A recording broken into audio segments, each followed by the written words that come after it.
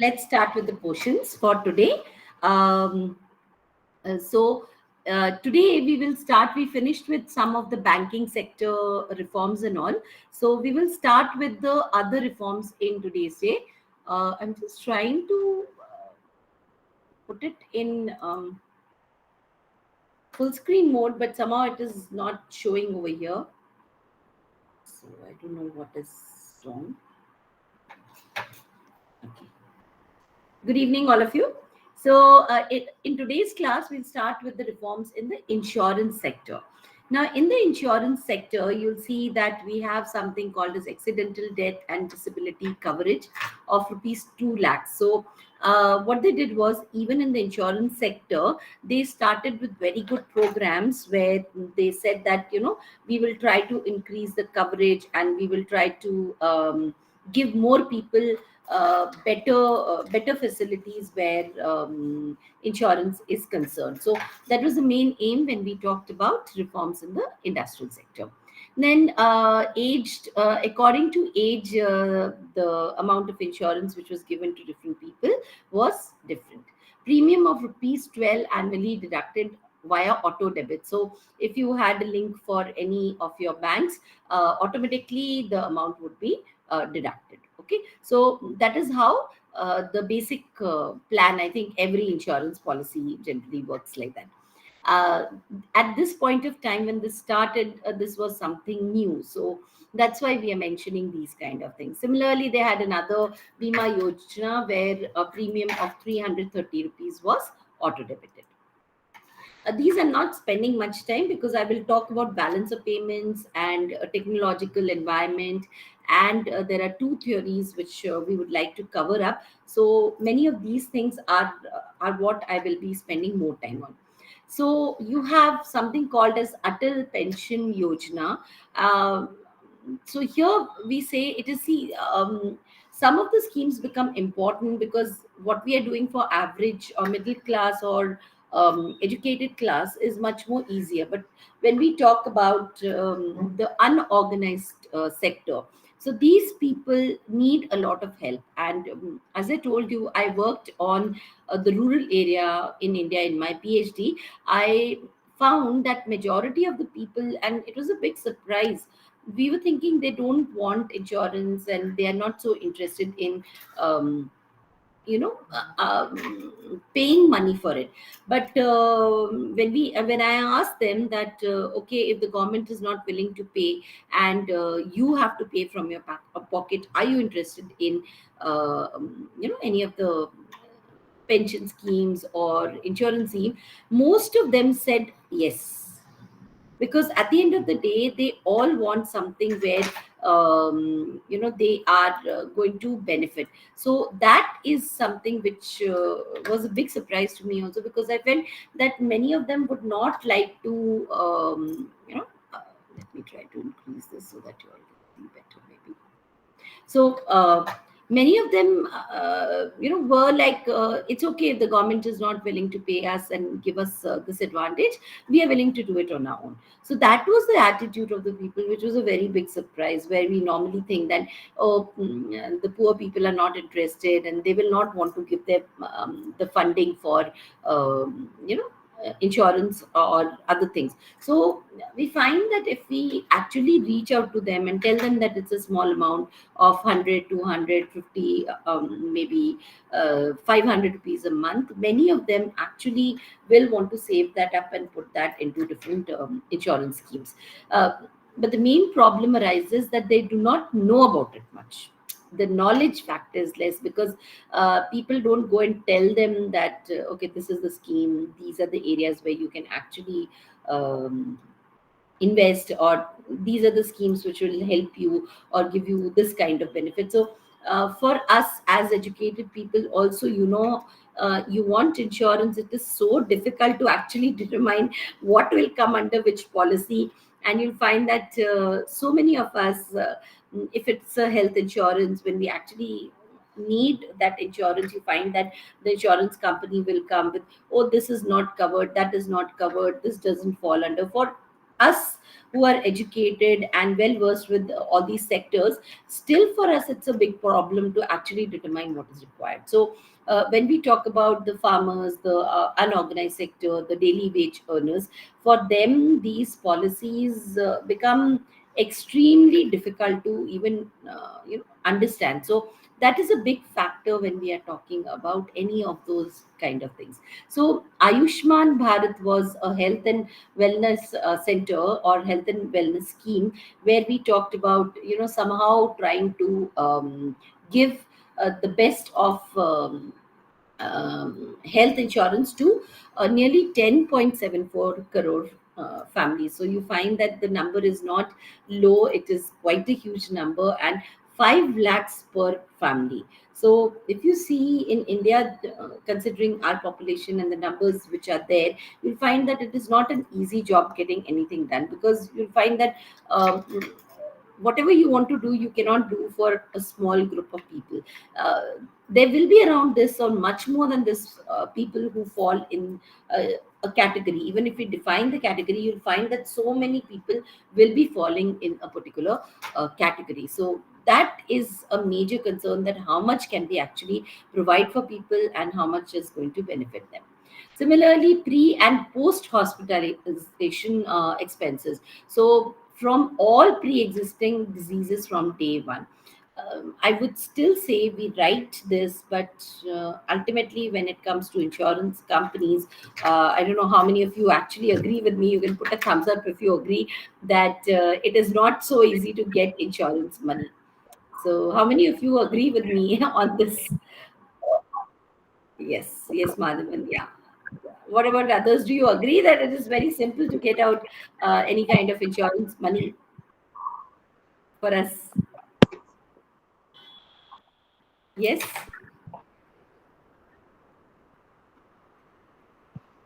What about the others? Can I see a thumbs up if you agree that it is easy? Yes. Samela, are you trying to say something? I can see your mic is on. Nelson, thank you. So you see, most of us will agree that even though we are educated, we sit down with the insurance agent and we discuss so much that what is this insurance, what is that insurance, what is this going to give us, what is this not going to give us. Still, we find that it becomes so difficult at the end of the day if we want to take insurance. So all this is very good, and I'm not saying that these are not good steps, but do they exactly help a person get all this is the question. So many times we might have all these schemes existing, but we find that the poor people do not benefit a lot from this. So there might be advantages. Definitely, they are better off than before. Earlier, they can't could not manage with any of the amounts. Now they can manage with at least something. So that is a benefit. But to what degree is actually the benefit going to them is a big question, and you know a lot of research in that area is definitely required. Okay. So we come to after this tax reforms. Now in India, these tax reforms, these are the two main committees that we have. See, what I have tried. Let me just try explain this to you all. See, if you see your books, there is a lot of matter.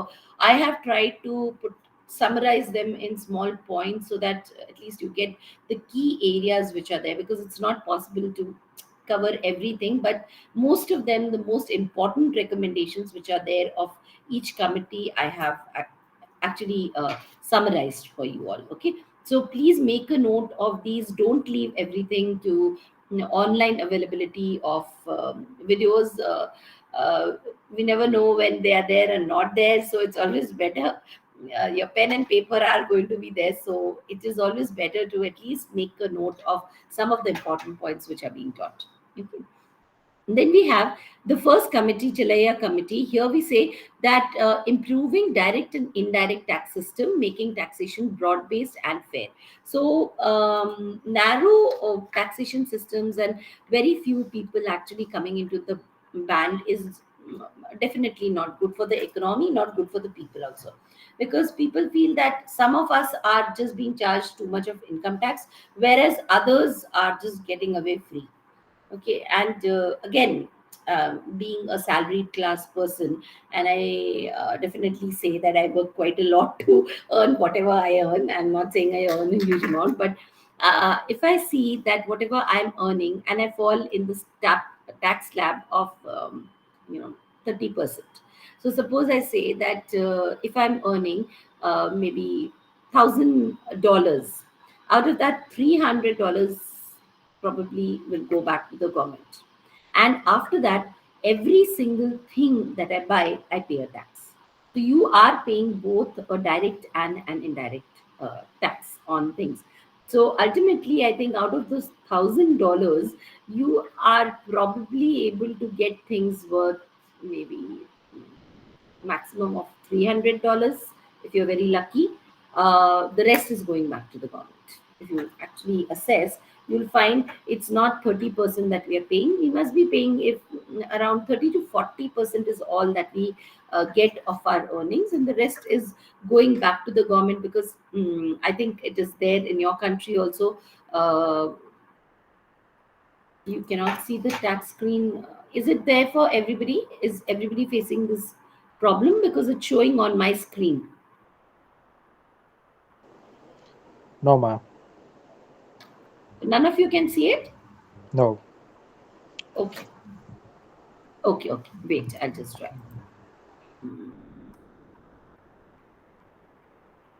Somebody, Jafar, you said you can see it. Are you able to see it?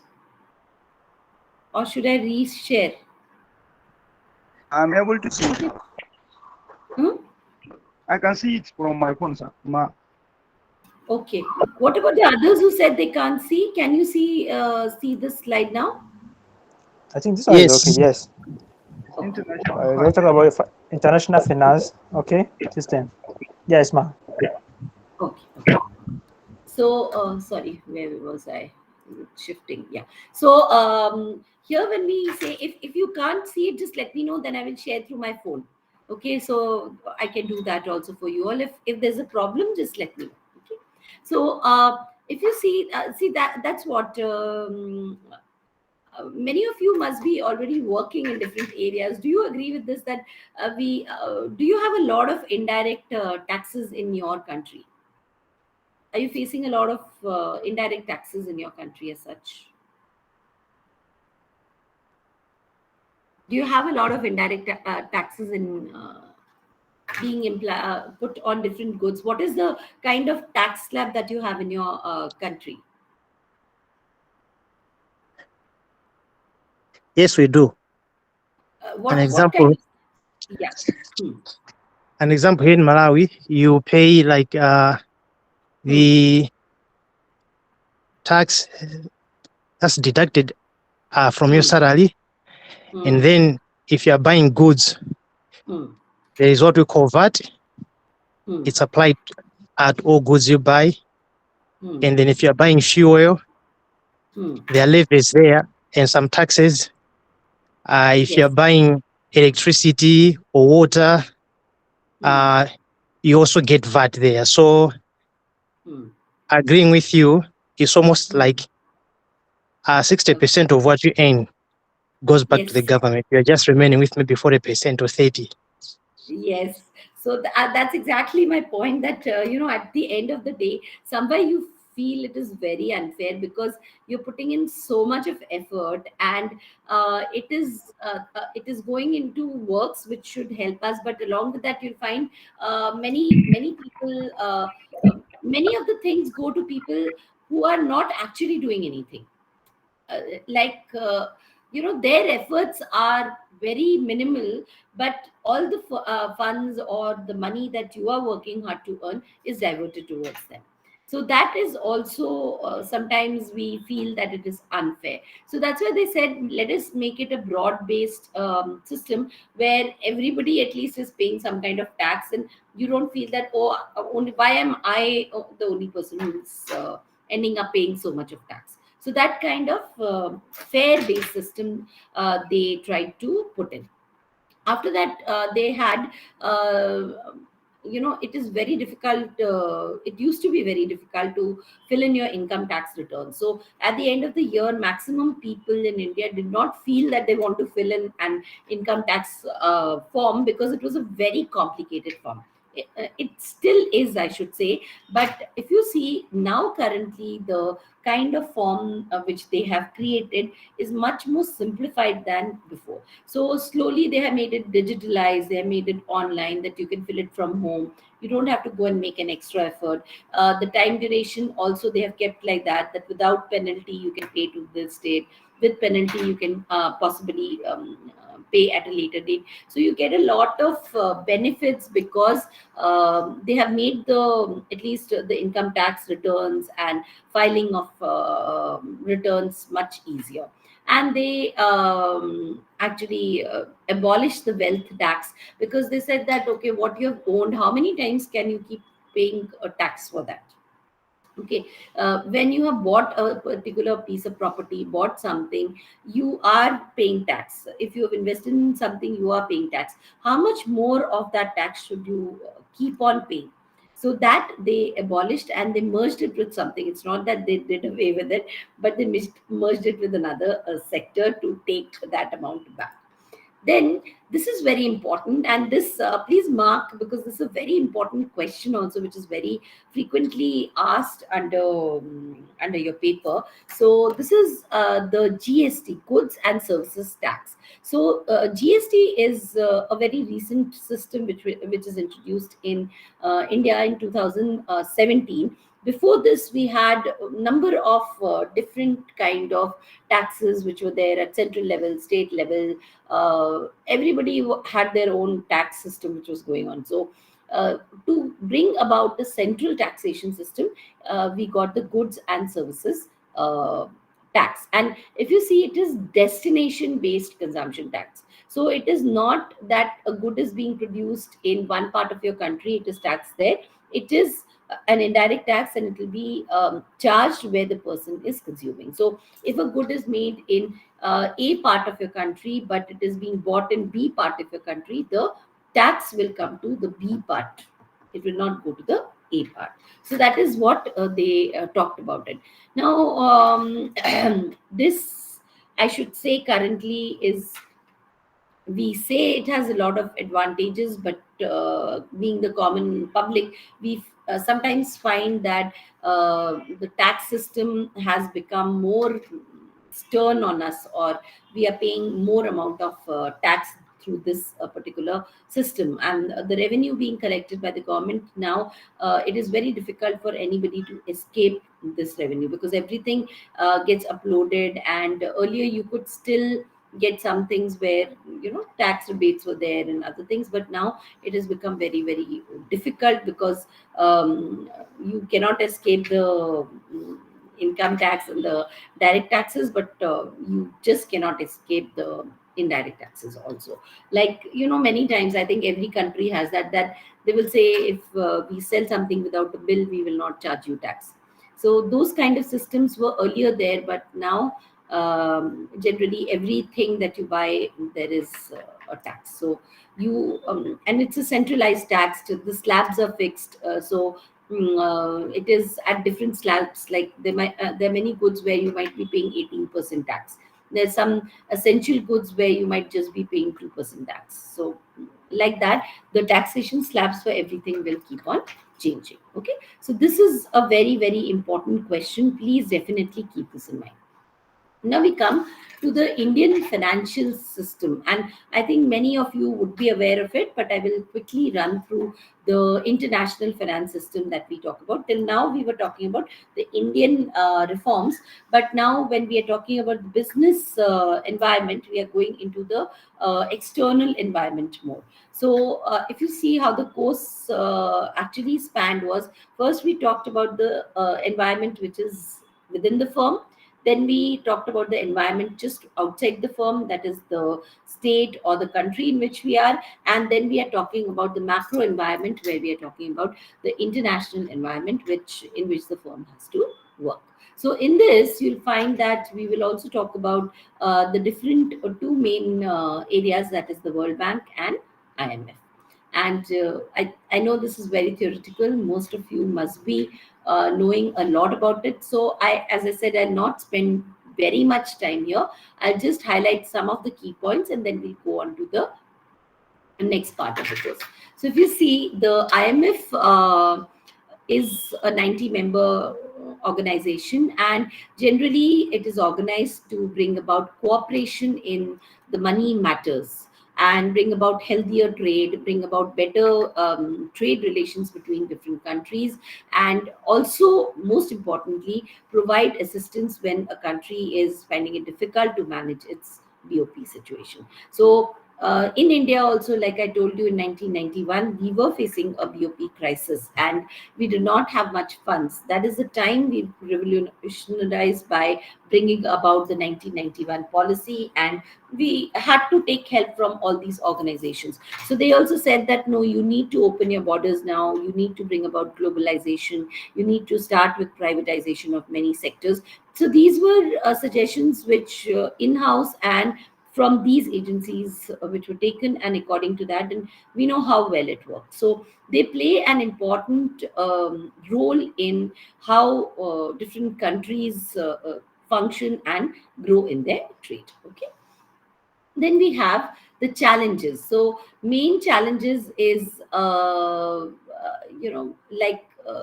new things which are coming up. Like generally, what we find is the problem with transparency. Now, what is the problem with transparency? See, if I want a loan, I want to show myself as a poor country. But if I want a position ranking, I want to show myself as very rich. So there is generally a mismatch sometimes when we are asking for loans. So these organizations have to be very careful to find out who exactly needs loans. So you've got tied loans, you've got untied loans. Now, what is this tied loans? Tied loans are when you take a loan for a particular project. Okay, so when the loan is definitely attached to one particular project, then it is a tied loan. Most of the countries, except for some cases, are not very interested in tied loans. They normally like funds which are coming as untied loans. So generally, this is a big question, and the international organizations generally like to give tied loans. For example, if I say, okay, I'll give you pocket money and I will give you $1,000, but you have to buy only books with it, maybe you'll not be interested. You'll say, no, I don't want it. It's better if you just give me $1,000. I will see whatever I require and I will buy it. Okay, which is a preference? Would you like $1,000 only to buy books, or you would like $1,000 without any ties and do what you want to? Which as a country would you like to come to you? Please tell me. I'll go for that one without any strings attached. Because yeah, without any strings attached. Yes. Yeah, it will give you her freedom to use it and how you feel is right. Okay. Yeah, Jafar, you've also raised your hand. Yes, Please tell ma'am. me.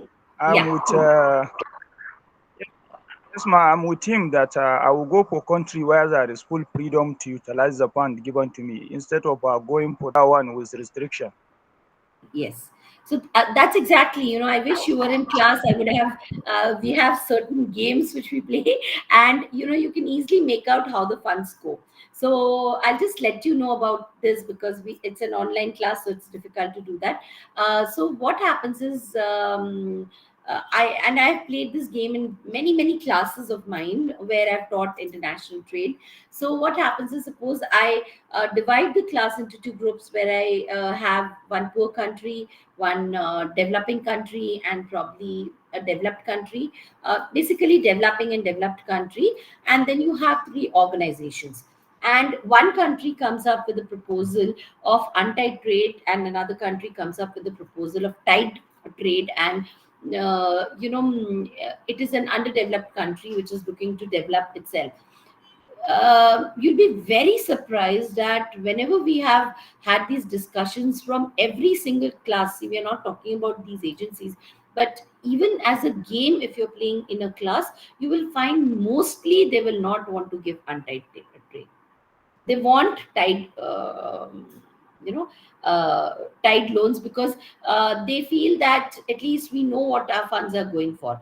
And for example, they have given you a loan for building a metro, and they have said that okay, in 5 years we want to see the metro. Now when they want to assess, they know that this metro line is visible or not, because they know their funds went into creating that metro line. Now when they say it is untied loans, now when it is an untied loan, at the end of 5 years, a lot of reports are made on paper. We built so many schools, we did this, we did this. But if you go and see on ground, many times they just build a structure overnight to show that we have built it. Actually, if you go, nothing is there. So suddenly they will create a small school and show that, see, this is the school which is running, or this is what is happening. So if there is a problem of corruption in any economy, then untied loans does not reach anybody except the government and the officials. So it is absorbed over there. It does not actually trickle down to the people for whom the loan is given. Okay, so this is very important economics concept, which we call as trickle down impact. Now, what does that mean is, I'll just give you a very simple example. Suppose you want to water a building from the third floor, and you start pouring water, very little water from the top floor. What happens is, do you think that water is going to, you put one bucket of water or maybe two buckets of water on top, do you think it is going to reach till the ground floor, till the bottom, till the ground from the third floor? I repeat, suppose we say we pour two buckets of water from the top to the top floor of a third floor building. Okay, do you think that water will reach the ground through the bricks or through the layers?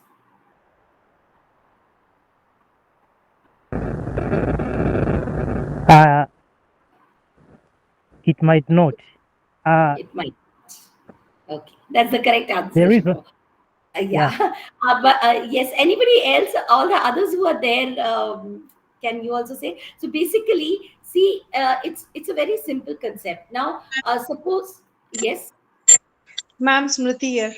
yes, Smriti, tell me please. Ma'am, actually, just some of the learners are not able to enter. I'm making Yusuf and Simpo a co-host. Okay, okay. Is it okay with you, guys? Yeah, perfect, no problem. Because I am sharing the screen, so I cannot unmute Yeah, them. That's not all. me. Actually, I Okay. have already made them a guest, so they should not face problems. But even though they are facing. Okay, sure, no problem. Yeah. Okay. Simpo, you are a co-host. Yusuf, you are a co-host. And one more All right. I'll make. Yeah. Okay. Please continue, ma'am. Yeah.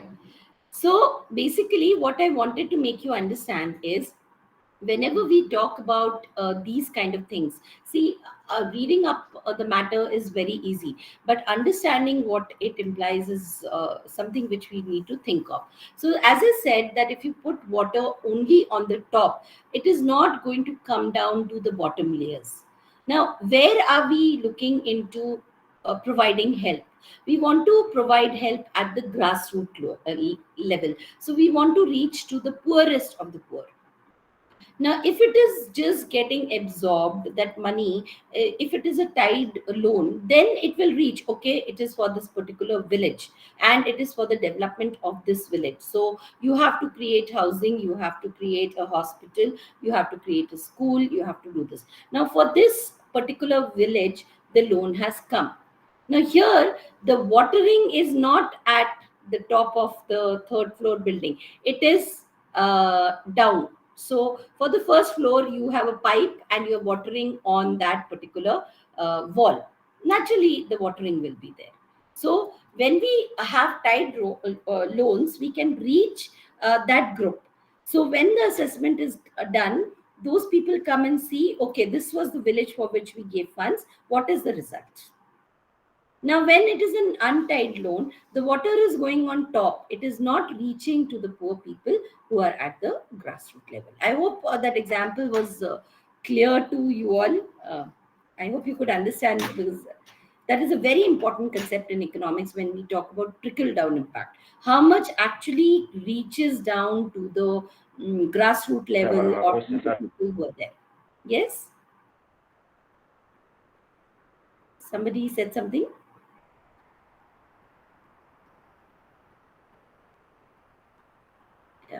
Yeah, anybody wanted to add in something?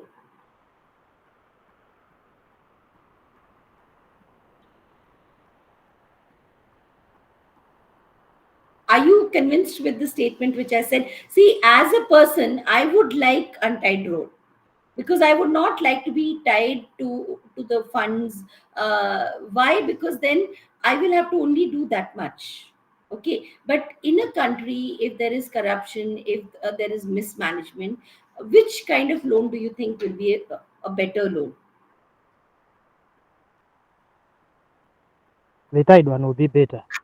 It will Will prevent people to miss the tied loan.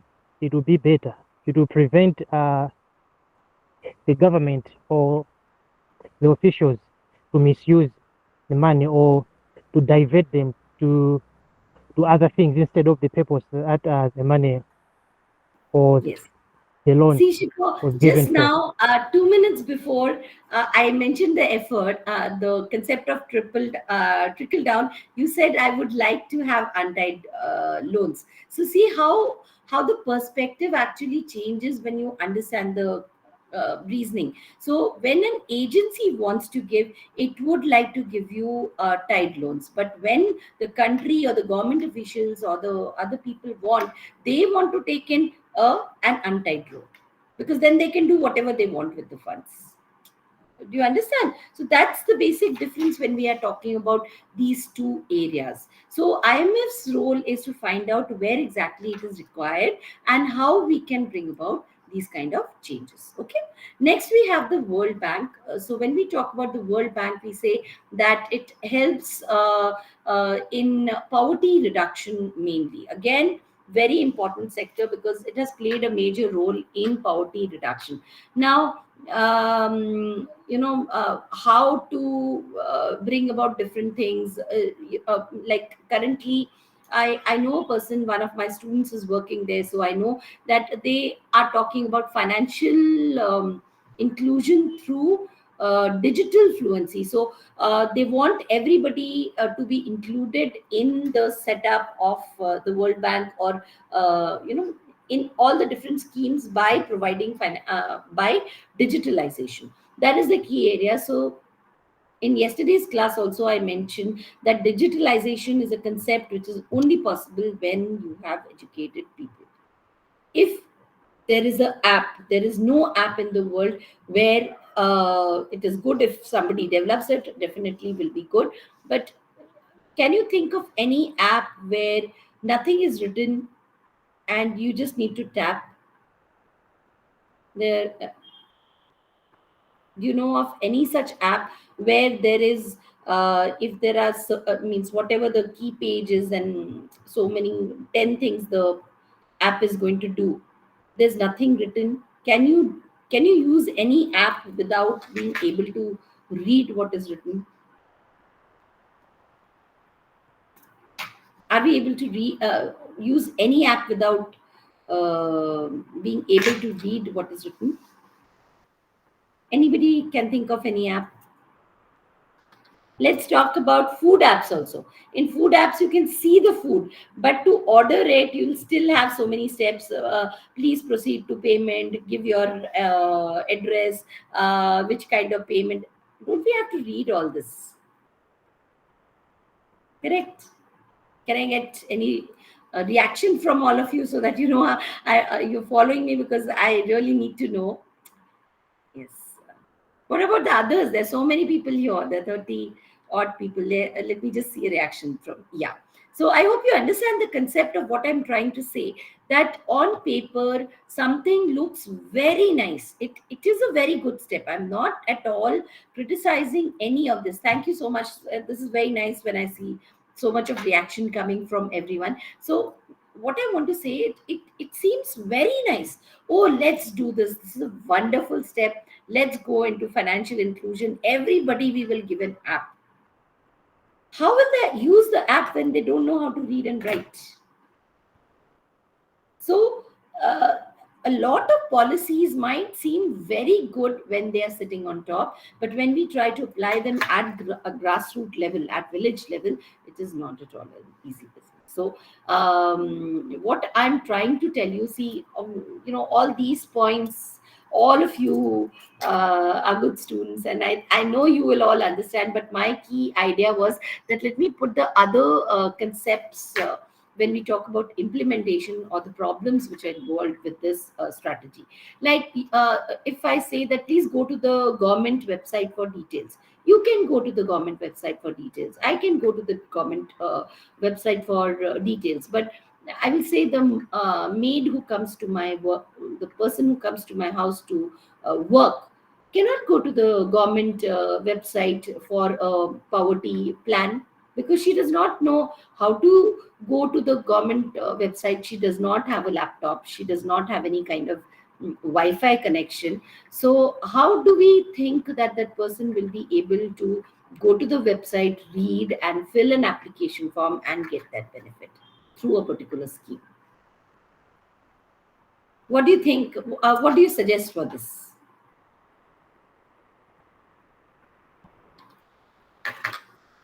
Can I hear some more people? Some more people coming out. Yes, Amma Devan, would you like to say something? How do we reach out to these people? Suppose you become the head of World Bank and you are asked to take a step in this direction. What will you do? That I say that you. Yes, Madhavan. Yes, please tell me. Yes, I was saying it. The World Bank. We need to know the criteria first. What they are wanting it for, the project, and if it's really done for the whole. I won't say whole public, but a large group instead of a specific. Okay.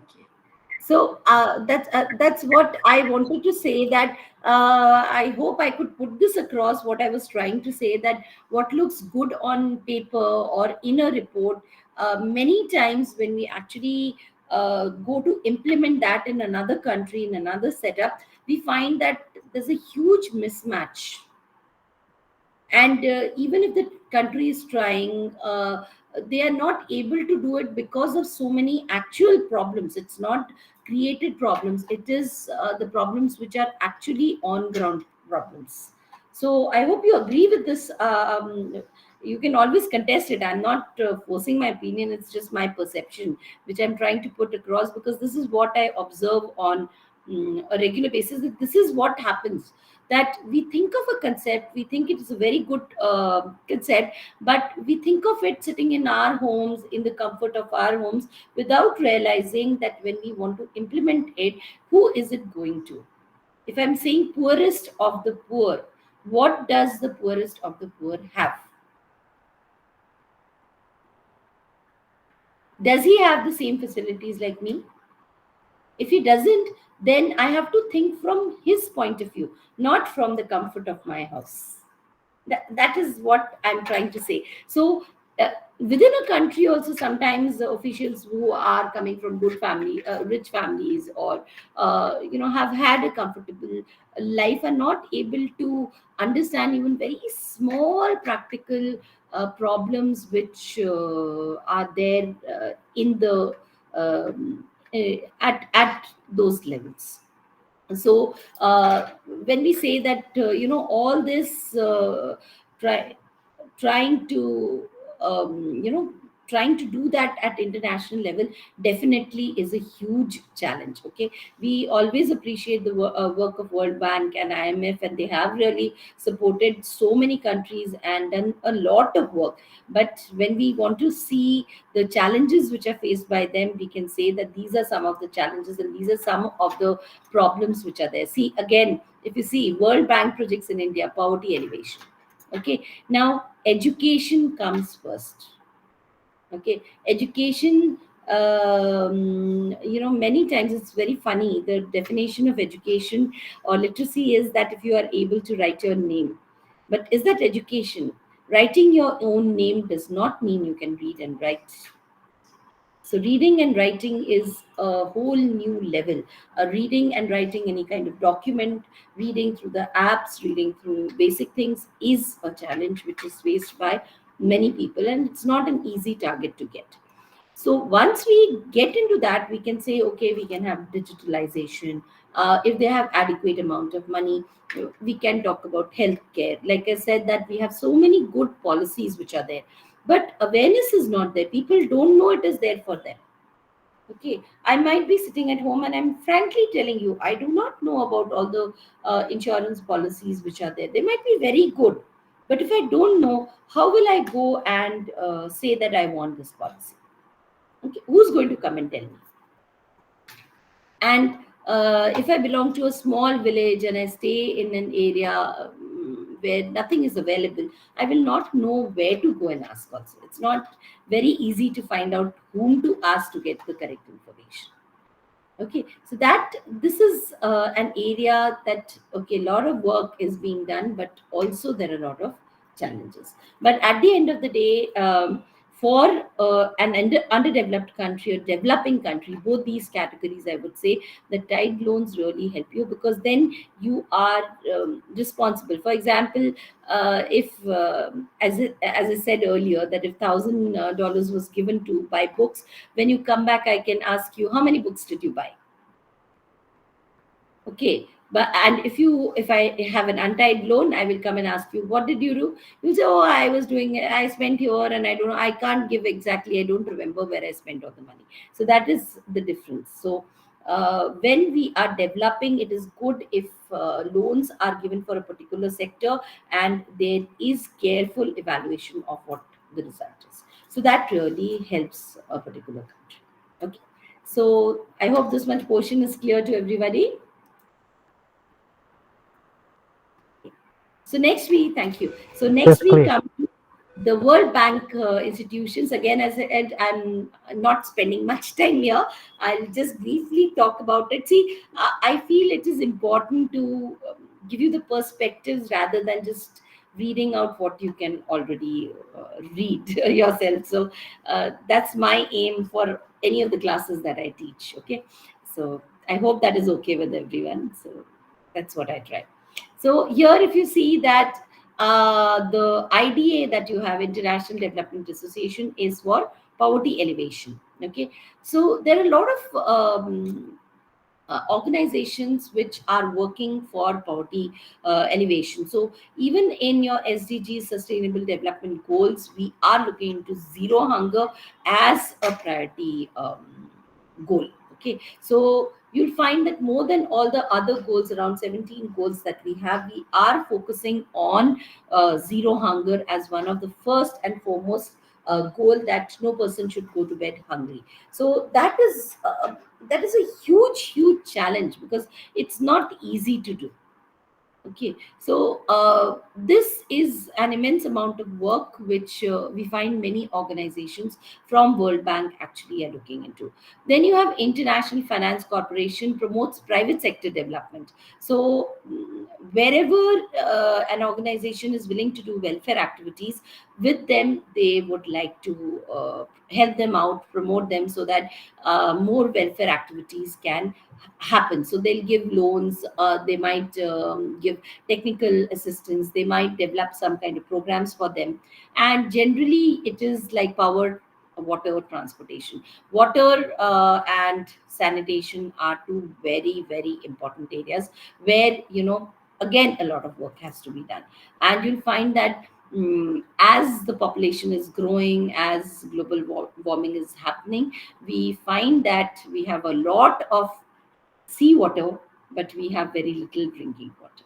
And it's going to be a major challenge in the next maybe 10, 15 years down the line, that you'll have to find a way to convert your seawater into drinking water if you need to survive, because other than that, your fresh water sources are not going to be there. So I think that is an area which everybody will wake up to and will have to do.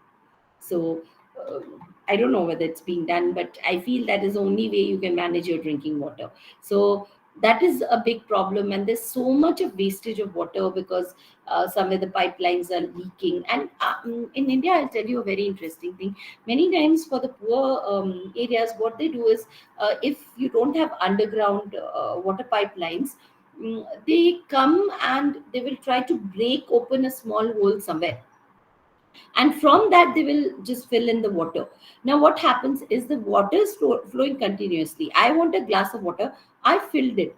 At home I can close the tap, but if I've broken one part of the pipe, I'm not closing it, so that water is flowing and flowing and flowing, and that is complete wastage of precious water. So that also is a huge problem many places. Like one place where I was staying, we used to get in the hills. We used to get water once in 4 days. So we used to get half an hour of water once in 4 days. That was all the amount of water that we used to get, and we were from the army and we were staying in a very good area, but still that was the amount of water that they could provide for us. So all these are areas which are going to be very challenging. It's not easy to talk about water and sanitation requirements and hygiene and healthcare. It's not at all easy. So these are major challenges which we will have to look into. Okay. Then we also have the multilateral investment guarantee agency. Here you find that it is poor countries, generally you try to safeguard their investments, give them technical assistance, that they don't go, there are not too many frauds, not too many problems, because in these countries the resources are limited and you don't want to waste these resources. Okay. Then you have International Center for Settlement of Investment Disputes. There might be a lot of disputes between countries which arise, that who's going to get what share, and who has withdrawn and who has mishandled funds. So all those disputes are also settled at International Center for Settlement and Investment Disputes. Okay. Then we come to International Monetary Fund. I have spoken a little bit about it earlier, so I'll just go to the basic thing. Now, this is very important here. It is we have started here with international. This is not, sorry, this is my mistake. It's not International Monetary Fund. It is International Investments and Flow of Money, international reserves that we are talking about. So first of all, when we talk about international demand for finance, we have two areas which we need to study. The first will be factors affecting demand. So what are the areas where we talk about demand for international reserves, and what are the areas where we talk about supply of international reserves? So two areas have to be clearly demarcated. One is supply and one is the demand for international reserves. So first we come to the first factors, which is which talks about the demand. Why do you actually need international reserves? So we say exchange rate systems impact the demand for international reserves. Fixed or pegged systems require more reserves to maintain exchange rates. Now let me just explain this. So when we talk about international exchange systems, we had different exchange systems. So initially we started with the gold standard, that you can only print currency and you can only exchange the amount against the amount of gold that you have. But then naturally after a certain point, every country started losing out on the amount of gold reserves it had. So they started with a fixed system, that within the economy, as the government or as a person in charge, I will fix that $1 is equal to 50 rupees. Now, whatever is happening in the market, if people want to buy more, want to buy less, it does not matter. So I have pegged it. I have put the price of my currency. But it was not acceptable to majority of the people. They said, how can you decide that $1 is equal to 30 rupees? I'm not going to give you my $1 in return for 30 rupees. I will give you $1 only for 45 rupees. So what happened was that many of the currencies were not wanting to exchange at this fixed rates. So then we come to flexible exchange rate system, which is prevalent now also. So it is that according to the requirement which is there, the demand and supply which is happening in the exchange market, according to that the rate of the currency is determined.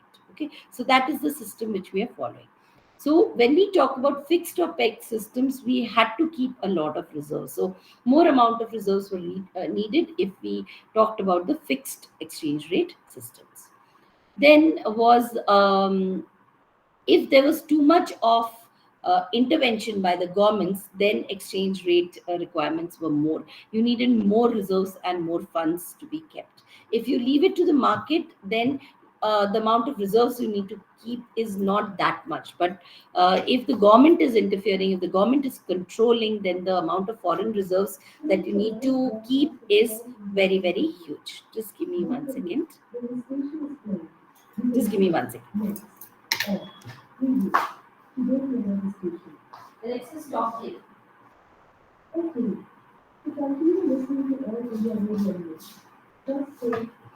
Sorry. Okay. So the next one is speed of automatic adjustment, policies of BOP equilibrium restoration. So you want better coordination between BOP. You don't want a BOP to just go up and down because some international reserves are changing or some currency is changing. And that is what happens nowadays, that you might see, oh, I'm doing quite well, and suddenly your currency drops down in the international market, and your BOP is in a problem, balance of payments is in a problem. So no economy will want that to happen. So for that purpose, we will want to see that we have enough of international reserves. Okay. On the other hand, when we talk about supply of international reserves, we want to see from where is it coming. Okay, so if you want international reserves, you have to borrow it against gold. Maybe if you have more amount of a foreign currency, that reserve you would like to keep. So it is going to be through those sources that you can supply the foreign international reserves. For example, gold. Okay, so gold standard, as I just mentioned. Gold standard was a very difficult standard to maintain. But if you see, initially when we started with these exchange rate systems, even if you go to the coins which are there from historic era, you'll see that majority of the coins were gold or copper coins, mainly gold coins, transferred for trade between countries. So gold has always retained its value, but we don't have so much of gold reserves left, and you are not finding new areas to get that much amount of gold. Then after that, they said that, and this is another very important concept, where we say basket of acceptable currencies. So you take currencies which every country wants. So you've got dollars, yen, pound, euro. So these are the currencies which are very high in demand. Now of course you have cryptocurrencies and all those other things, bitcoins and all that, but mainly you have this running in today's date. Also, most of the market, most of the international reserves are working on basket of acceptable currencies. So these currencies are going to tell you how much money can you draw. So suppose I have in my account a certain amount of yen and a certain amount of dollar, I can borrow funds against that. That is what I'm trying to say. So this is international drawing rights will be according to the foreign reserves. So a country wants to have quite a bit of foreign reserves, so that it makes that country stronger. Whenever there's a requirement, it can trade, it can borrow funds, it can actually take a lot of steps for the development of its country. Okay. Now we come to a very important portion. Again, a very frequently asked question, that what is balance of payments and what are the components of balance of payments. So this area is again a very important question. If you want to write down, you can write it down.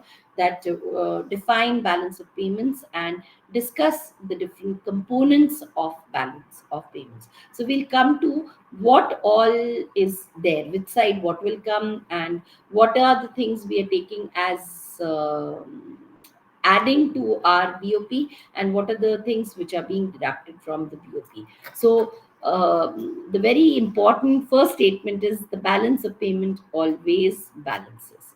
So whatever is not balancing, we will always put it in miscellaneous. But it cannot be, oh, I am earning 100 rupees and I'm giving out 80 rupees, so 20 rupees is my balance. There is no balance. That is not balance. When you get 100 rupees and you spend 100 rupees, that is taken as balance of payments. So balance of payments is a systematic record, and it will always balance. So it is with a country's economic units. That means the main units which we had studied: households, firms, government. Okay, can you tell me BOP is coming under which, how many sectors will a BOP statement come under? What kind of, is it 2 sector, 3 sector, 4 sector economy when we discuss balance of payments?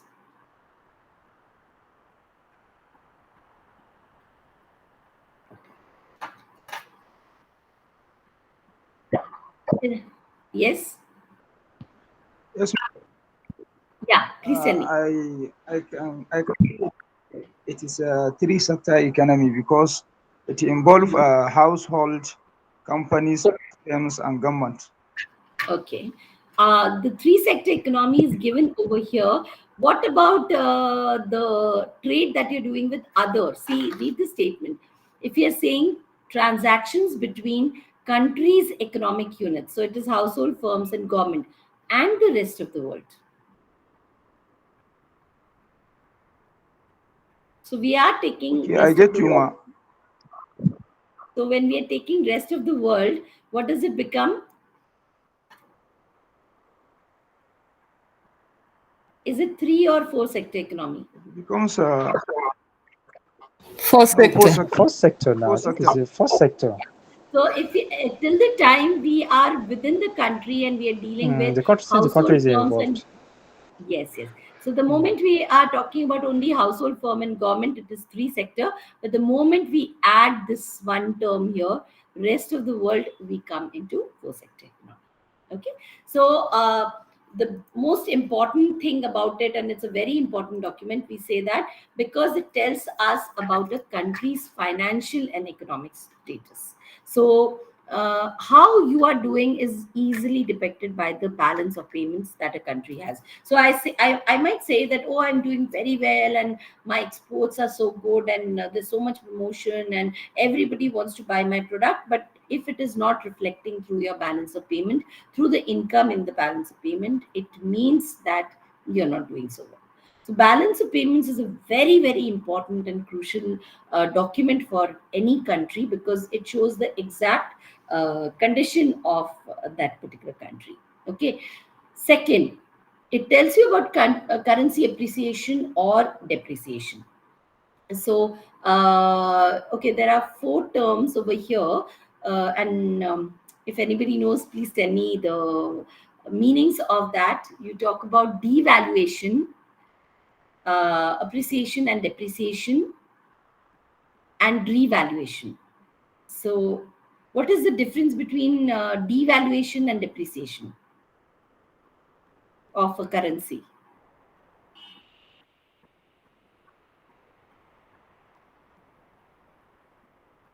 Are these the same terms or do they mean something different? They are different. Yeah. What is the difference between these two? Devaluation is when Okay. your currency, your local currency loses its value compared to the foreign foreign Who does the currencies of the devaluation, world. Nirmal? This is what I want to know. Who undertakes devaluation of a currency? Who will do the It's the devaluation? it's the government of Good. a country who go Excellent for, answer. yeah. Yes, correct. And what about depreciation? Who does the depreciation?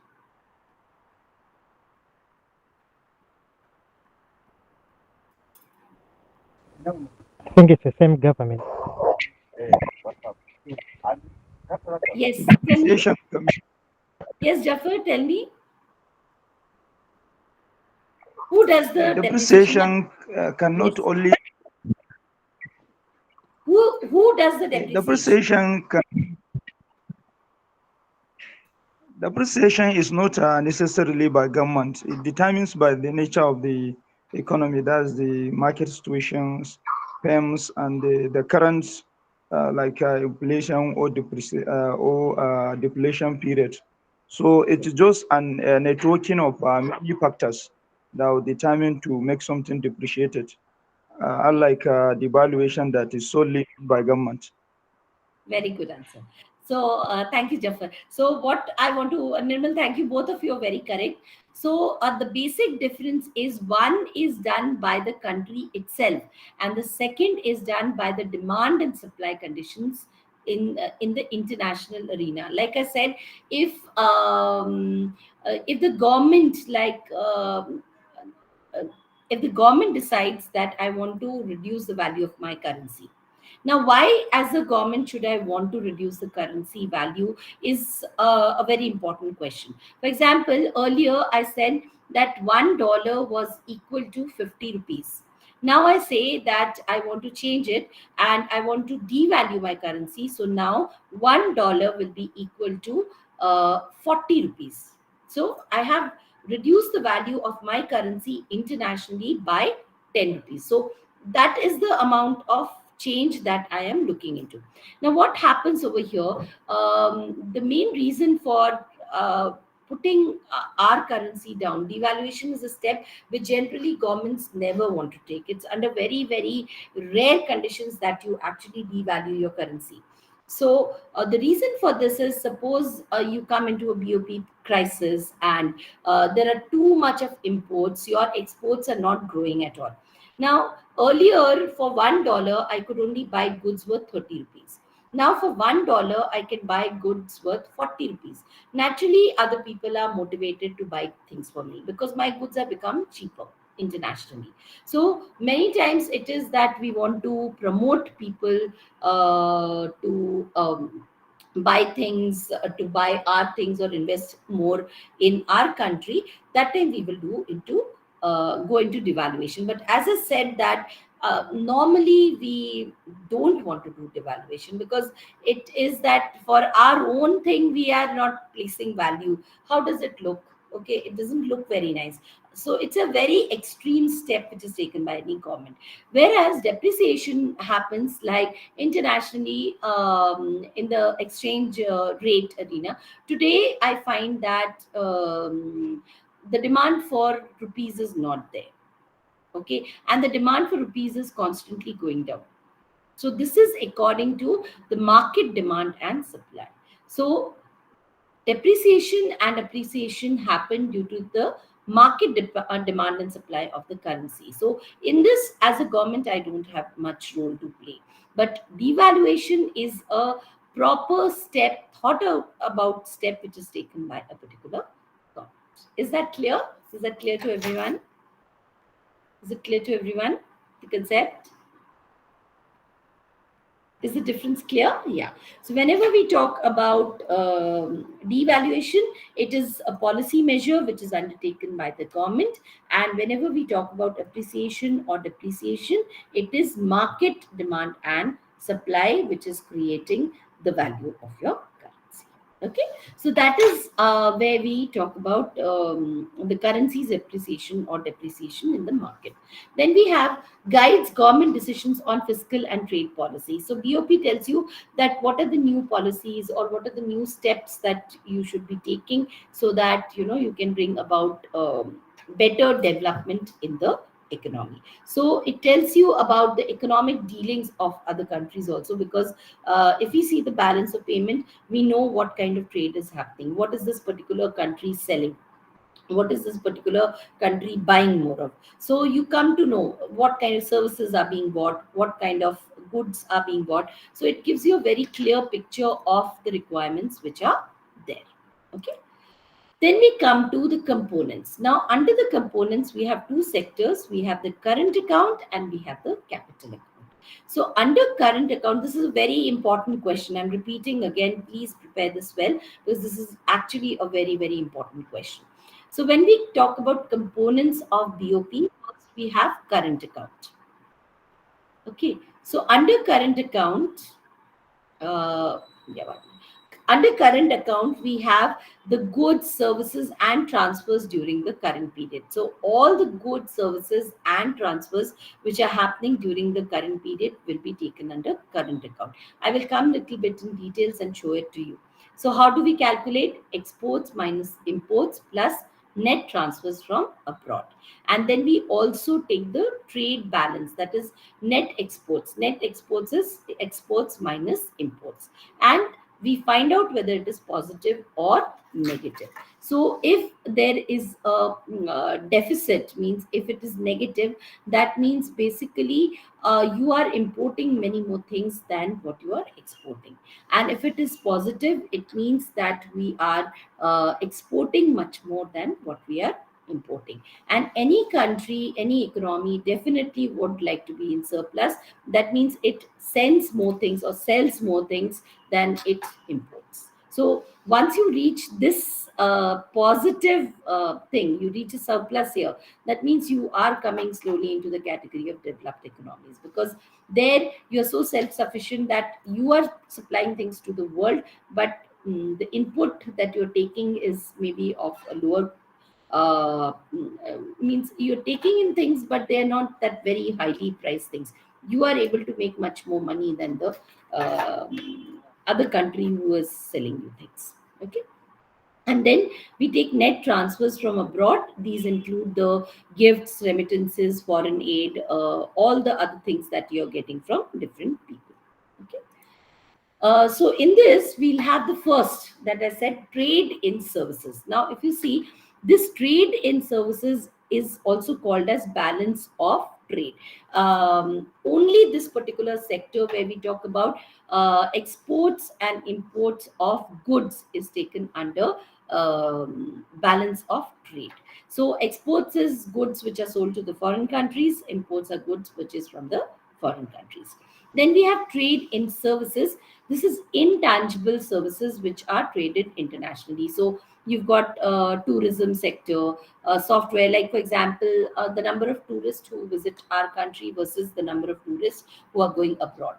Okay, so that will come in services. Similarly, software services, IT sector that you have, that means how much work are you doing for a US based firm in India. So that will all come under trade in services. Consultancy that you're doing, consultancy services which you're providing to people all over the world. Then financial services that you're providing to all over the world. All these kind of areas will come under services. The third is primary income. That is represents income earned and paid on investments. So what you are getting from foreign investments and what foreign investors are getting from you. And secondary income is like foreign aid, even the different kind of gifts which dignitaries get, or if a prime minister visits abroad, the kind of gifts he carries for people and the kind of gifts which are given to him will also come under these kind of categories. So there might be people from abroad who want to gift you a certain sum of money or gift you different things. So that also comes under secondary income. Okay, so that is also valued. So both these things will come under secondary income. This is not primary income because we are not doing much amount of work for this. It's just a gift or a present which is coming to us, but it has to be put into the balance of payments. Okay, the next is the capital account. Under capital account, we take totally a different area. That means we talk about stocks, bonds, government debt, all these kind of areas will come. Then whatever assets that you have, okay, purchase of assets in another foreign country, and purchase of assets in India. So for example, we say that we have Alliance Francaise in India, and the person who comes as a director buys one house over here, or he takes a house on rent, and he has a building which he has kept as an office where they are running this particular thing. So all this they are paying to our government. And similarly, we might have our embassies, we might have our institutions, organizations, something, some offices running in some part of the world. So all those kind of things will come under this particular account. So in details, if you see, the first thing is, just give me 1 second. Yeah. So the first thing that we have is foreign direct investment, FDI. So these are long-term investments by foreign entities in domestic businesses.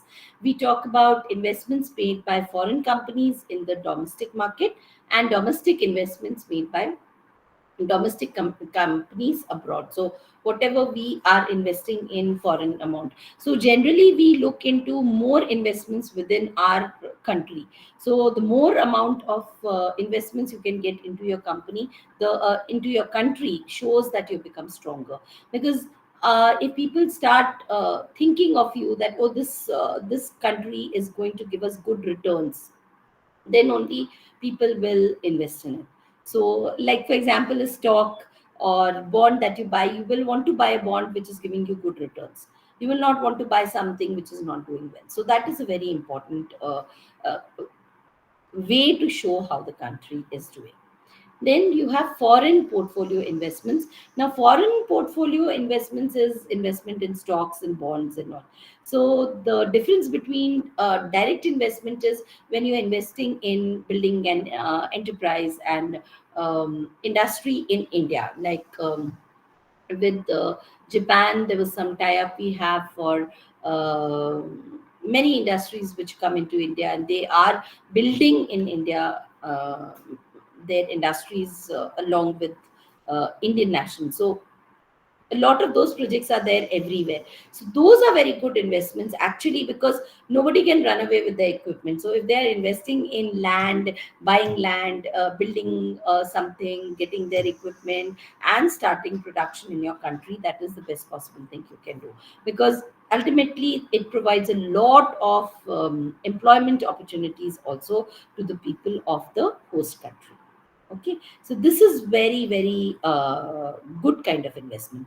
Whereas earlier also I told you, foreign portfolio investment is encouraged nowadays. We all look forward to it, but the problem is it is very easy to withdraw your funds when you think that I don't want to do anything more. So today's day, I feel, oh, this is a good investment. I put in my money. The other person is depending on your resources. And then you just wake up one day and say, oh, I don't want to invest here anymore. I want to withdraw my money. What happens to the country which is depending on those funds? So there have, if you read through and you go through these case studies, you'll find some countries have collapsed in the financial structure because of encouraging very high amount of portfolio investments. Okay, then foreign loans we talk about. So that is loans which you take from foreign investors, and loans that you give to foreign investors. Okay, then after that you have banking capital. This is domestic banks taking loans, or loans from foreign banks which are coming into your country. Okay, and official flows is what I said, all the aids like from World Bank, or all the other grants in aid that you're getting from different countries, tied loans, untied loans, all that will come under official flows of income. Okay, so we don't want to see, sometimes we are very happy that we are able to pay back the interest which we are taking, but if you see the amount of loan which a country gathers over a period of time, is immense, because it's not easy to pay back these loans. Now you have taken a loan and you have created a metro. But the amount that you've spent in making that metro, which is owned by the government because you want to provide cheap transportation to people, you are not going to get back that amount that easily. No, you might have spent crores and crores of rupees or dollars in it, but how much time is it going to take for you to get that amount back? Because you don't want to charge people very much. So generally you are managing with everyday running expenses through the ticket prices or through other things. It is not a profit making venture. When the government is doing things, it is not for profit. If you are saying that we want to create transportation facilities, I want to build a railway, I want to build a school, I want to go into projects which provide poor people with employment, what is my return over here? Am I getting any return in terms of money? Do I get any returns in terms of money? If I say that you have taken a tide loan to create to get to for poverty reduction. Okay, suppose you have taken 100 crore loan for poverty reduction. How will you return this loan?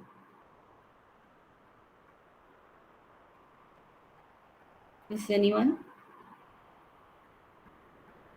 It And will be an through other sources. yeah, Ravi, please tell me. It will be from other sources. Yes, but suppose you are just a developing country. Now, if you had so much of other sources, would you be taking a loan from a foreign country or a foreign agency? No. So how do you return these loans? And it's not suppose it's, as I said, 100 crores, and then you find that there's an interest charge also in it. So you have Mhm. not made a profitable venture. You are not creating an industry which is giving you a multinational corporation which is giving you high returns. You have created housing for the poor. So if you've created housing for the poor, are the poor people paying you that much money that you can pay back these loans? No. So I hope you get my point Yeah. that repaying of these loans again is something which we really need to think on. It is not a very easy thing to do. We can say, oh, let's we'll take a loan, we'll give it back. But if it is into business that you're putting a loan, you can get it back. But if you are taking the loan to make a small school for poor children, you are taking a loan to provide water, you are taking a loan to give free medicines to everybody, how are you going to repay back these loans? So I hope uh, I would like you all to think on this. Have you thought on this direction actually? Maybe by Yes. reducing expenses from other sectors, say we have a healthier public, so we might Yeah. reduce our health costs and a better manpower to work on other sectors also. Yes, we can create that, Madhavan. What I'm trying to say is, how easy is to repay back this 100 crore loan that you have taken when you have spent it on doing these on social welfare schemes.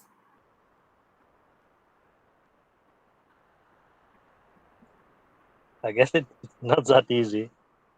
Not that easy. But did you think from this perspective is what I want to know?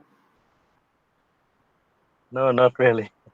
Yeah, that's exactly what I want to put across, that many times we say, oh, the loans are there and they're paying back the loans, but we don't tend to think that how are we thinking of paying back these loans when these are for welfare, they're not for money making schemes.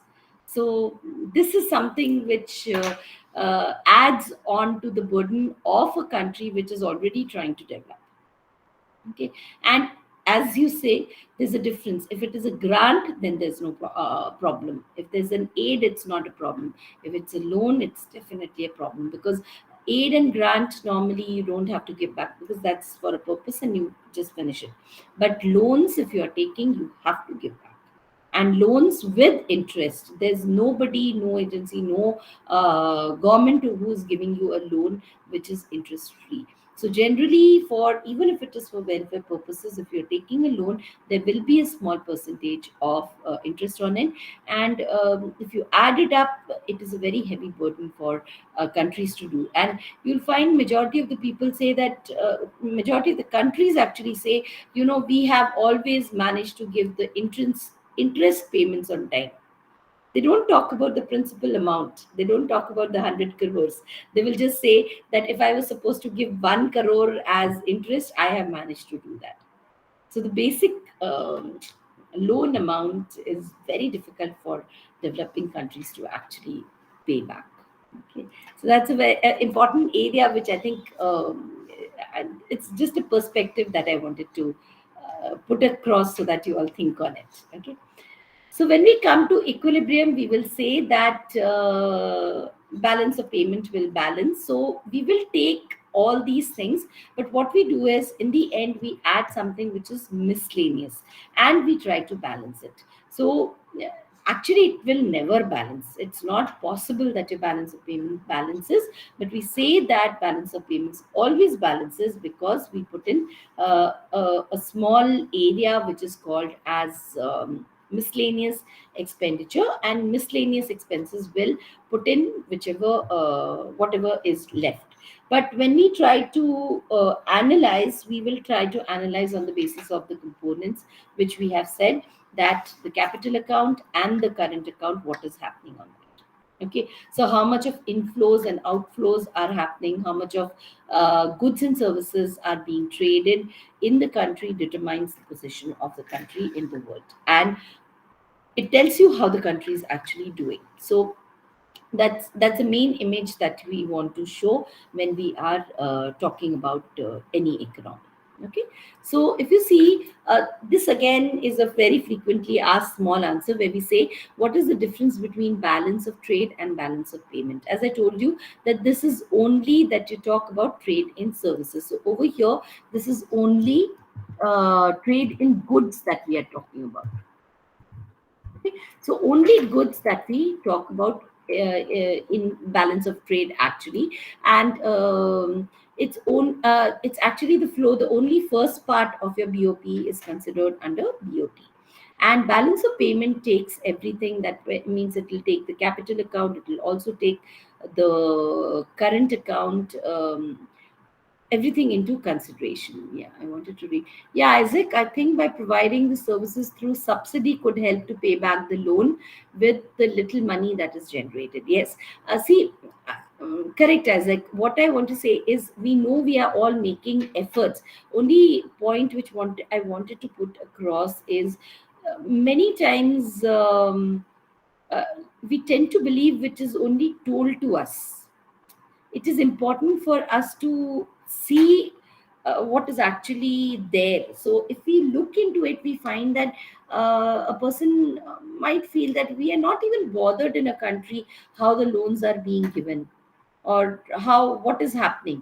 So how many of us actually bother about what is happening in our balance of payment, even if it is of our country, and how the government is planning to repay back the loans, or what kind of loans is the government taking, how much of interest is there, or how much of information is also there about this in an economy? It's not there.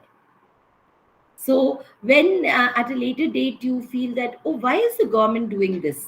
It might be because there are so many loans and there's so much pressure on a country, on a government, because of the amount of loans it might have taken or the support it has taken from another economy.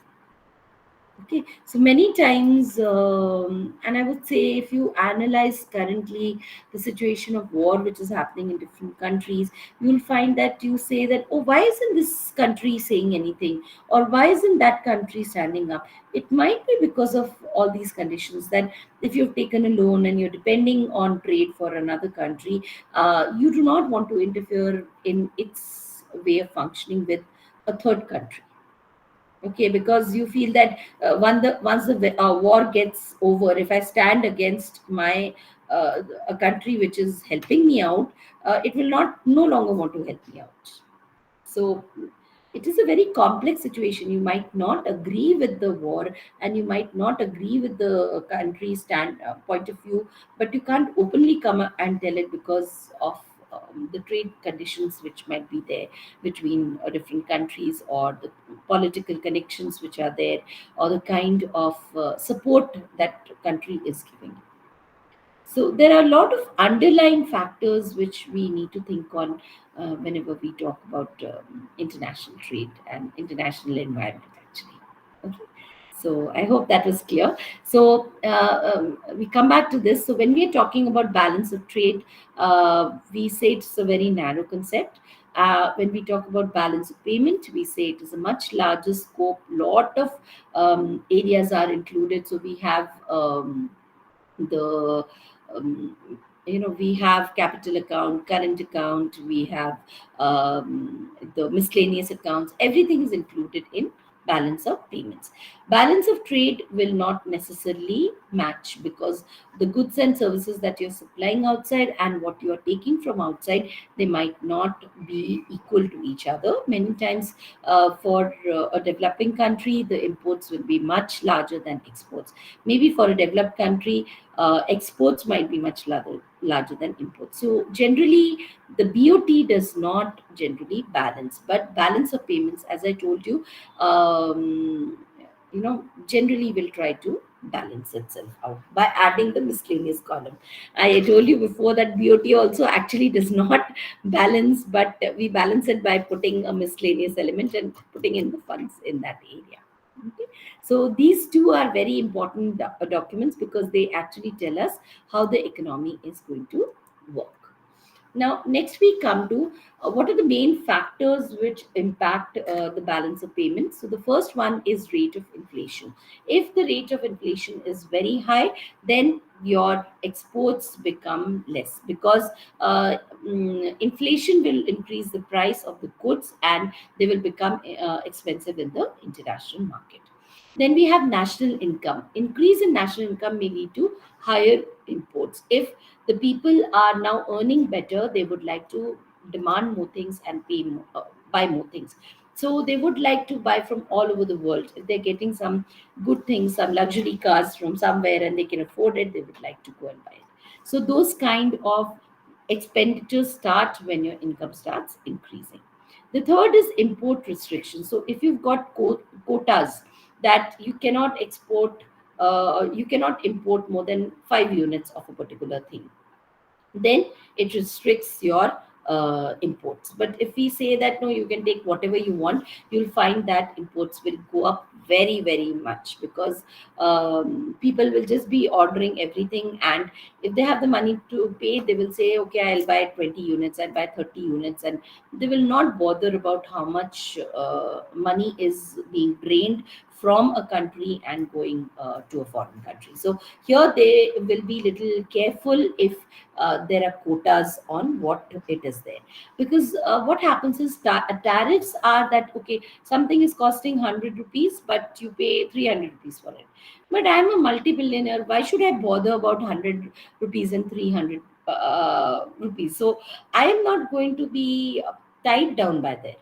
But if it is a quota, it tells me that you can have as much money as you want, but you cannot get more than 2 units of a thing. So here the restriction is in terms of numbers or in terms of quantity.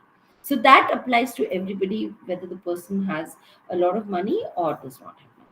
So those are the different kind of restrictions countries place when they want money outflow not to be very high. Okay. Then you have exchange rate. So that I've already spoken on, that if your country is in a strong position, doing well, then the exchange rates will definitely be in your favor. But if there is too many problems happening, a war also happening in a country, you'll find that the exchange rates will totally go against that particular country. Okay. Then factors affecting capital account.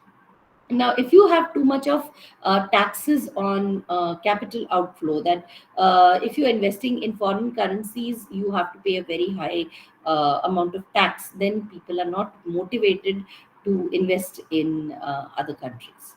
Similarly, liberalization, if there is economic liberalization and you are allowing movement of capital, you are allowing flow of currency from one country to another very easily, then naturally it will impact your balance of payment. Interest rate also within the country, outside the country, is going to make a major impact. Then basically, why do you need it? I'll not talk much about it. We all know why we need trade. So we say we need trade because we are not able to produce everything on our own. We need other countries to help us and grow. And there might be certain goods which are very typical of another economy, which we might not be able to grow. For example, in India, you get the best pepper, you get the best spices, you get the best mangoes. These are our specialities, and the climatic conditions of our country is such that we grow them well. Another country, if you think of another country which is near the poles, it doesn't have the climate itself to grow it. It might have resources, it might have money, but it doesn't have the climate to grow it. How is it going to grow all these things which require a natural climate? Okay, so you might have resources, but they might not be very applicable to a particular country. So naturally, international trade brings about the best from every country to every other country. So that is how we gain by international trade. You get quality, you get specialization. These are the two important areas where we talk about trade and the benefit that we are getting from international trade. Okay, the next is one second. Okay.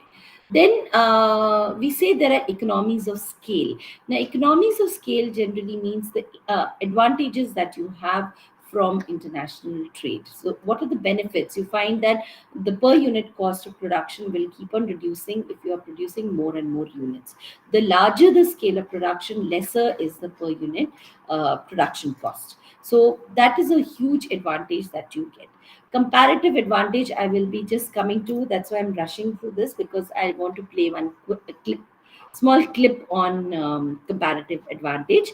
Competition and innovation, you learn from other countries. You come to know, okay, what is the new thing which is coming, how to improve the quality. How, see, if I'm just sitting at home and doing something and I think, oh, this is the best thing possible, that would be my belief. But moment something comes from outside and I find that, okay, they are doing this much better, I will try to learn that. And I will, if I'm not able to learn, I will try to find a means of getting it into my country. So you benefit when when you learn from other benefit when you learn from other countries. It creates lots of jobs, because any country investing in another country will bring about a lot of jobs. And as I said, that if it is in infrastructure that you're investing, if you're creating your own industries and starting production in another country, that country which is allowing you in also gains a lot. Okay, then we have the main problem is if you become over dependent on someone.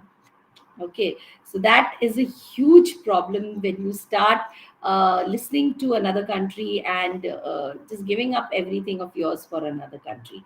So that is something which is a problem, and I think India uh, knows that lesson, because of one company we were ruled for 200 years. So we know that if you're over dependent on another economy, you are under their control, then you don't have any say. So it's good to have people coming in, but there should be a limit. You should not lose your thing and say, oh, if somebody else is doing everything, let them do, I don't have to do anything.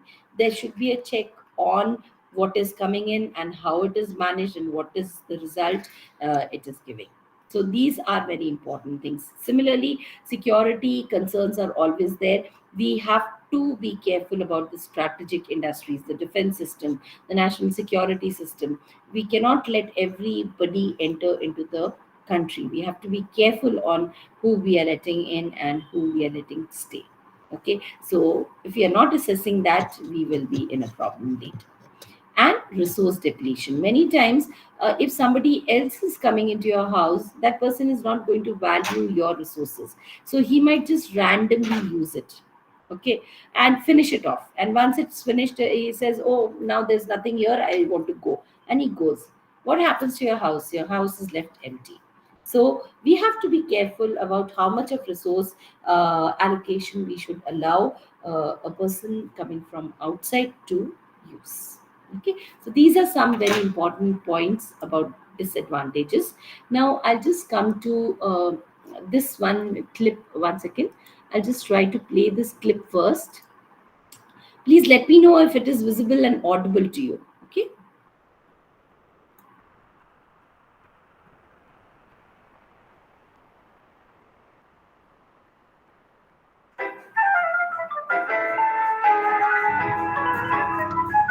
Yes, it is. Comparative advantage is the ability of an individual, company, or country to produce a good or service at a lower opportunity cost than its competitor. Having a comparative advantage doesn't mean that one entity is absolutely better than another at producing a good or service. It means that it sacrifices less to do so. Suppose David and Lawrence want to raise money for their favorite charity through a bake sale. On a normal day, David can bake 6 chocolate cakes and 3 pecan pies for $30 each. Lawrence can bake 4 cakes and 3 pies in one day, also for $30 each. David is baking 9 treats per day and earning $270, while Lawrence is baking 7 treats per day and earning $210. Together, they can make a total of 16 treats and sell them for a total of $480. But what if they both focus on baking the goodies in which they have a comparative advantage?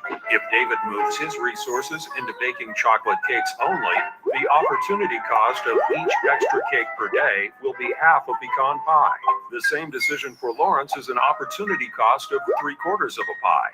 With fewer pies to sacrifice, David has a comparative advantage over Lawrence in cakes, so he should make only cakes for the fundraiser event. If both examine their comparative advantage in pie baking, David will give up 2 cakes for each extra pie he bakes, while Lawrence's opportunity cost is only 1.3 cakes. Lawrence should then focus on pie baking only, since he has a comparative advantage over David. If they follow this measure, David makes 12 cakes and earns $360. Lawrence bakes 6 pies and earns $180. Together, they've earned $540, which is $60 more for their charity than if they hadn't specialized based on comparative advantage.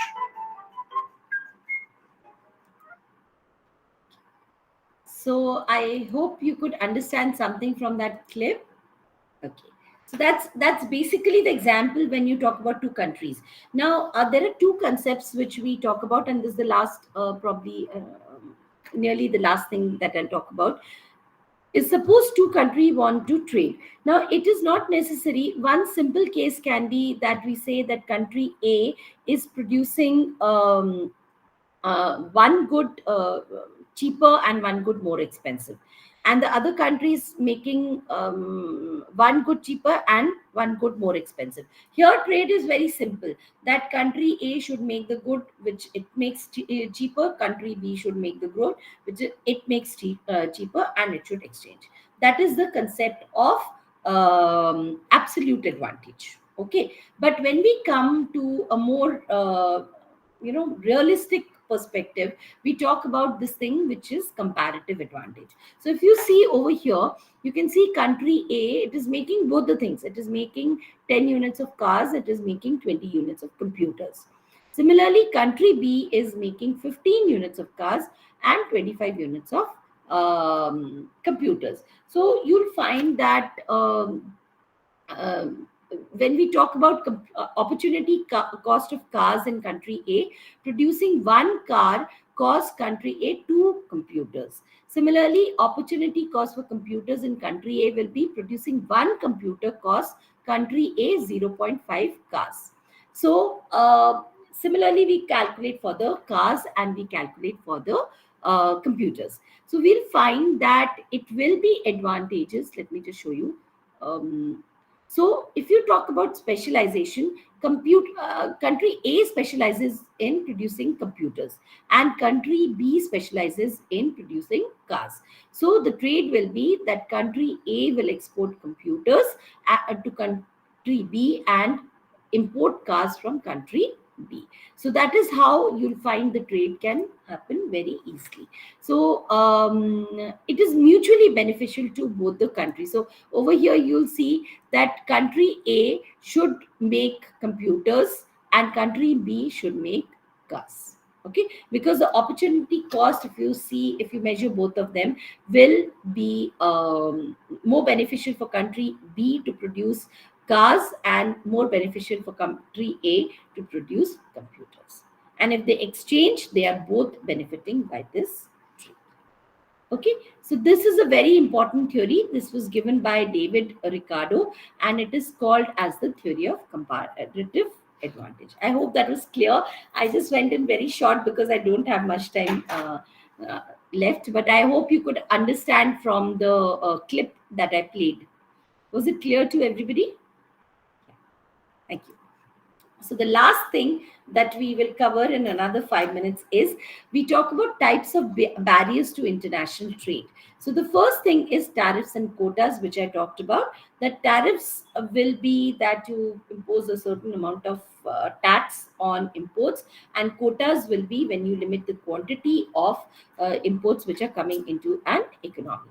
Now, non-tariff barriers will be that you say that these goods cannot be brought, these goods, there's a problem, a certain quality or standard or procedures, you try to make it more complicated for people to get things. So that way, a person does not just sit down and order in 1 second online and call for things. So I remember that once I did not realize it was an imported good, and when I just ordered it online, I got a call from customs that you have to come and report to Mumbai and get your passport and get different things to collect that item.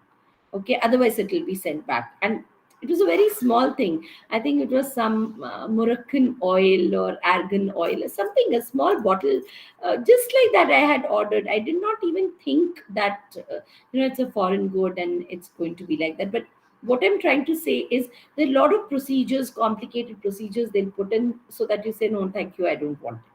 So it was sent back later, but I know how many times they called me and they said, you must report here, come to customs section and get your ID card and get your, your passport, and then only we will release this good for you. So those kind of things are all non-tariff barriers. Okay. Now, last is technological environment, which we talk about. First is biotechnology, hugely happening everywhere. So we talk about stem cell research, pharmaceutical companies, genetic engineering, which can help in healthcare and hunger problems. E-commerce, I don't think I even need to mention because everything is going online. Then you have telecommunications, how fast the Wi-Fi has become and how convenient it has become to communicate all over the world. Then we have transportation, again, a very important sector. We see that, shipping costs have come down, travel time has come down. Yesterday, I was mentioning that they're even planning to start an underwater rail line. So that is how technology is advancing. What we have never imagined, we are trying to do that. As the land is sinking underwater slowly, we are finding ways to use the oceans that we have. So imagine how innovative it is. That's why I was saying that maybe in future we will have to look into see water for drinking purposes, some way to purify it. Then we can solve our drinking water problems to a large extent, because there's infinite amount of seawater currently. So if there's some way to do that through technology, we might be able to make it cheaper and easier for people, and I think we can reduce the problems of drinking water. I'm just putting in thought over here. So then we have technology transfer. So we find that technology transfer means every country to a certain degree, knowingly or unknowingly, gives information about the technology which is happening, which helps all the other countries, become better in that. Then we come to blockchain, that is the supply chains which are there, and this brings about transparency in how we are doing things. And transparency is very important, because the moment things become transparent, the cost comes down. There is no corruption, everything is visible. Visibility is very, very important. And that is the only way that you can reduce the intermediaries, the cost of the intermediaries. If you can directly go online and put up a form and finish the job, you don't need an intermediary to do for it. The cost will definitely come down. And if it is a transparent process, there is no corruption, so you are saving a lot of money, the cost of things are going down, and it is reaching the correct person. So these all things are a big benefit. Then we find 3D printing services, mobile payment services, and trading services through digital platforms. I think all of us know about most of these things, because these are such common use terms, and we do it on an everyday basis, not realizing that this is basically the technological environment that we are actually discussing. So basically, that comes to the end of the business environment course, and I hope that all of you have understood most of it. Hopefully, yes. I hope most of you have understood generally most of the things that I have talked about. Okay. So tomorrow, please come back with your pens and papers, please, because I will be solving. There will be a lot of statistics that we are going to do. So we need to sit down and solve papers. If you just look at it, it's not going to help. We will need to solve out, and I would like you all to solve the questions along with me. So we will start with the statistical and quantitative techniques tomorrow, and have a great day, and I will leave you all. Thank you.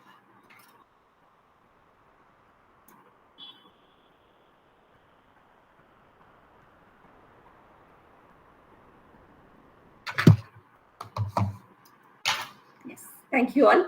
So